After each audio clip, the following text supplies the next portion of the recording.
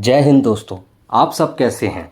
ईश्वर से मेरी यही प्रार्थना है कि आप स्वस्थ रहें और अपना तथा परिवार का पूरा सावधानी से ख्याल रखते रहें तथा कोविड की नई लहर से बचे रहें।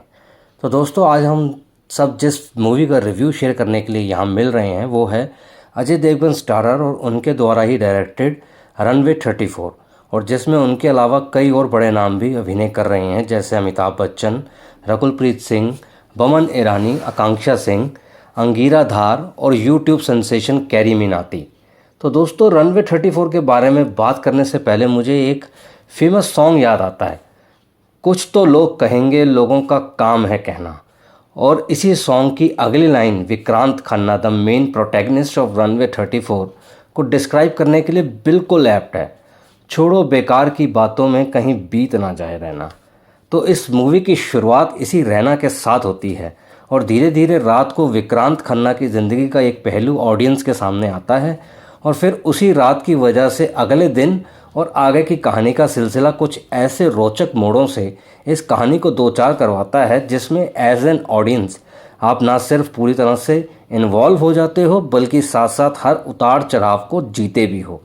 और यकीन मानो, आप दो हिस्सों में बंटकर या तो विक्रांत खन्ना के साथ खड़े होते हो या उस दुनिया के साथ जो विक्रांत के खिलाफ खड़ी है। मगर दोनों ही सूरतों में आप एक बात की तारीफ़ किए बिना नहीं रह पाते कि अजय देवगन की डायरेक्शन और अजय देवगन की एक्टिंग में कौन ज़्यादा प्रभावशाली है इस मूवी में। इसका फैसला आपके दिल और दिमाग को मुश्किल में डाले रखता है।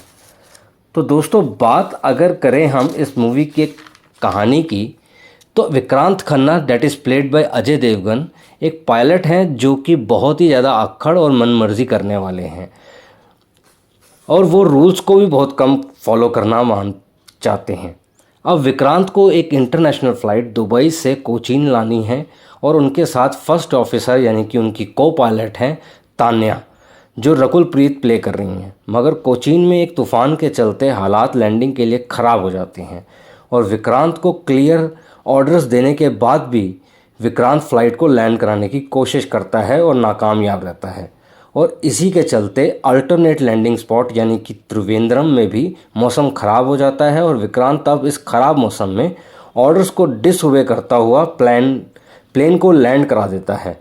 आगे की कहानी इसी लैंडिंग के चलते पायलट और को पायलट पर एक इंक्वायरी के रूप में चलती है, जहां नारायण वेदांत, दैट इज़ अमिताभ बच्चन, विक्रांत को रूल्स तोड़ने और पैसेंजर्स की लाइफ को डेंजर में डालने के लिए पर्सनली इंक्वायर करना चाहते हैं और उसे गिल्टी प्रूफ भी करना चाहते हैं। अब दोस्तों, इस कहानी का यहीं एंड नहीं होता, मगर अगर मैंने इससे ज़्यादा आपके साथ शेयर किया तो आपका मूवी देखने का एक्सपीरियंस ज़रूर स्पॉइल हो जाएगा। तो कहानी के बारे में यहीं तक छोड़ करके अब हम बात करते हैं परफॉर्मेंसेस की। पहले तो I would say a big round of applause for Ajay Devgn, both as director and as actor. उनका काम तारीफ़ के काबिल है।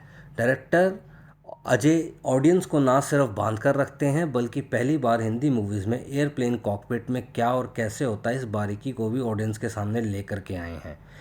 एज एन एक्टर भी अजय ने विक्रांत खन्ना के कैरेक्टर को बखूबी स्क्रीन पर जीवंत किया है और इसके लिए उन्हें 5 में से 5 स्टार मिलते हैं मेरी तरफ से। अजय की पर्सनैलिटी और स्वैग से विक्रांत खन्ना की कैरेक्टराइजेशन बहुत ही उभर कर ऑडियंस के सामने आती है। अजय के बाद पहली बार बात करते हैं उनकी को पायलट तान्या के रोल में अपनी प्रेजेंस को ऑडियंस के दिल तक पहुंचाने वाली रकुलप्रीत की। रकुल ने तान्या के करैक्टर को बहुत आसानी से पर्दे पर उतार कर दिखाया है और हर सीन में, खासकर कोर्ट रूम सीन्स में, वाकई में बहुत मेहनत से रोल को निभाया है।